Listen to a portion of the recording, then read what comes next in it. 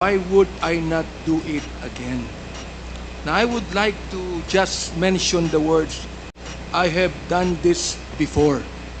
Why would I not do it again? So, nafe-feel ko po, sir, that you are justified in doing so.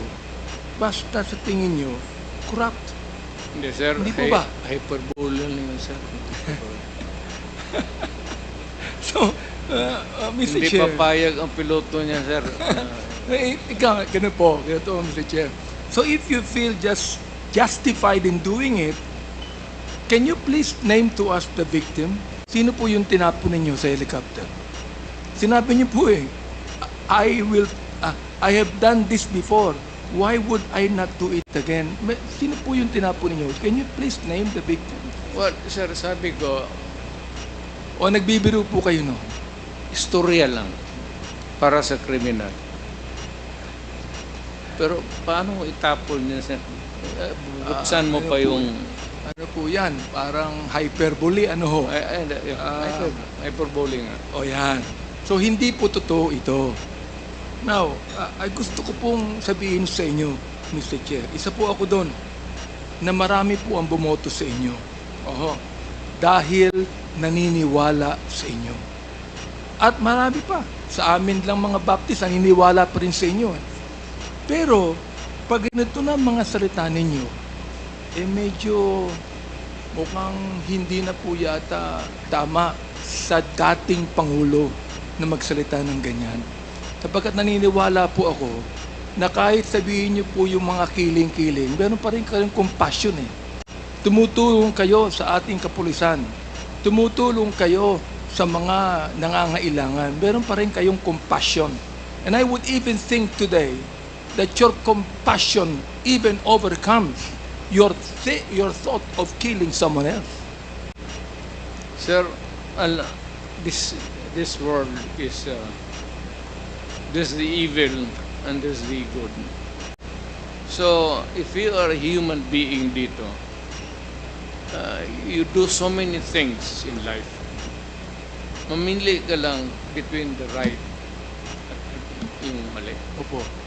So, pag pinili mo itong mali,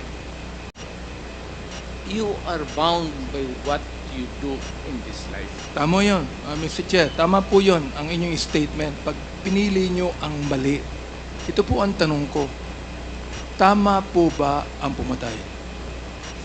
Kahit po, teka, Mr. Chair. Tama po ba ang pumatay? Kahit alam nyo, na ito ay tinatawag sa batas. Ako hindi po abogado po. Tinatawag sa batas na in flagrante delicto o in the act of committing a crime. Oho. Ngayon, I have proven that, sir. Kung po yan, susundin po natin, wala po kayong pinagkaiba sa Pariseo nung panahon ng Panginoong Jesucristo. Nung ang Pariseo nakahuli po ng isang babae that was caught in the act of adultery. They are about to stone them. Stone her. Babatuhin na po. O nilapit po nila kay Kristo. At sinabi po nila sa ating Panginoong Jesucristo, anong gagawin mo dito? Sapagkat ayon sa aming batas, in flagrante delicto ito, dapat to batuhin hanggang sa mamatay. Ano pong ginawa ng Panginoon? Mr. President, Mr. Chair, siya po ay sumulat doon sa ground. Wala siyang sinabi, sumulat lamang po sa ground. Nakita mo ng mga Pariseo ang sinulat. Isa-isa po silang umalis. Bakit po? Palagay ko, ang sinulat mo ng Panginoon, yung mga kasalanan ng mga Pariseo, hypocrisy, corruption, lahat po. Ngayon, naiwan po doon yung babae that was caught in the act of adultery. Ang sabi po ng Panginoon sa kanya, where are your accusers? Ang sabi po ng babae, none, Lord. Ang sabi po ng Panginoon sa kanya, neither do I condemn you. Go and sin no more.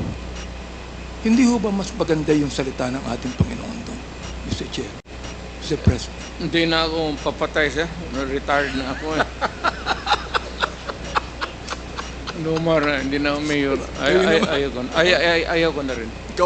Alam niyo, Mr. Chair, Mr. President, kaunti lang po yung tanda niyo sa akin. Dapat talaga mag-retire na ho tayo. Retire na ako, sir. Ayaw ko na. Anyway, ganito po yun. Ang sabi po niyo, Ganito na lang, sir. batas lang po ako. Yun ang sabi niyo. Prosecutor kayo eh. Kanina sinabi niyo po, batas lang po ako.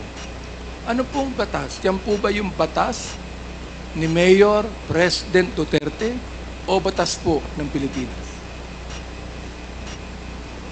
Sir,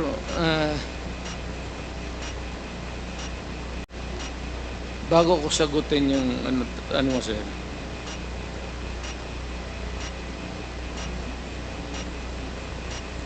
kung may kasalanan man ako, ayaw kong pumunta ng impyerno. Salamat po. Pastor ko man, sir, tulungan Pero, mo na lang ako Mr. Chair, hindi po ito confessional. Ano po? Ito po ay Quadcom hearing. Pagdasal, well, of course, you have a dual, ipagdasal mo na lang rin ako, sir, kasi alam mo man talaga na Mr. President, trabaho lang yan.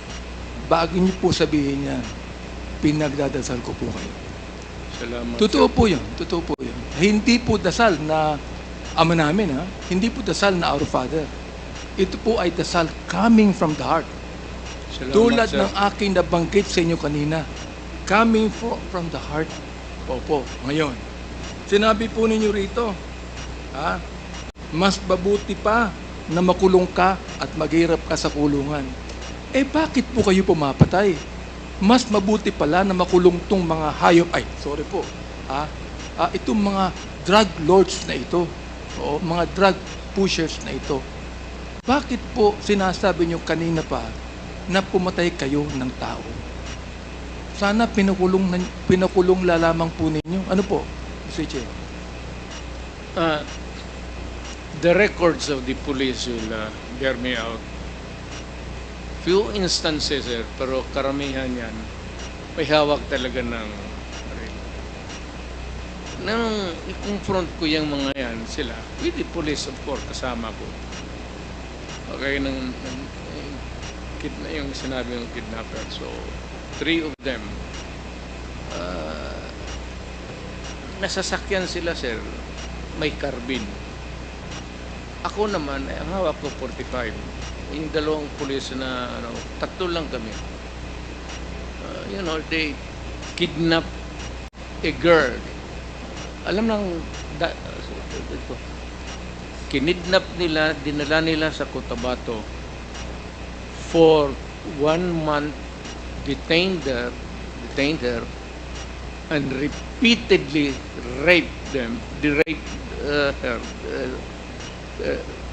7 of them, and finally went back to Davao City. Tapos sinauli nila yung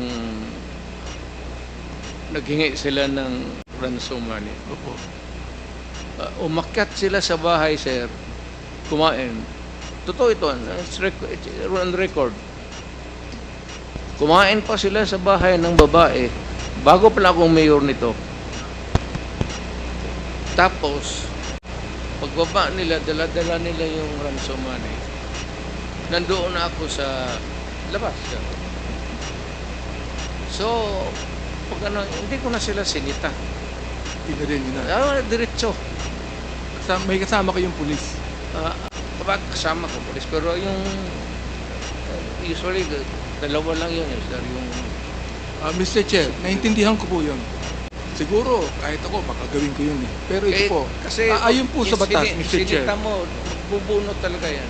Ayon po sa batas, Mr. Chair, kayo po nakakaalam ng batas. Meron po bang authority ang isang public official na bumaril? O yung pong pulis lamang ang dapat bumaril? Any person who is a victim, pulled up ka, may baril ka, lumaban ka, ito po sa self-defense. Any person has the right to defend Himself. himself, his physical being, and his property. Pero ito pong kwento nyo kanina, Mr.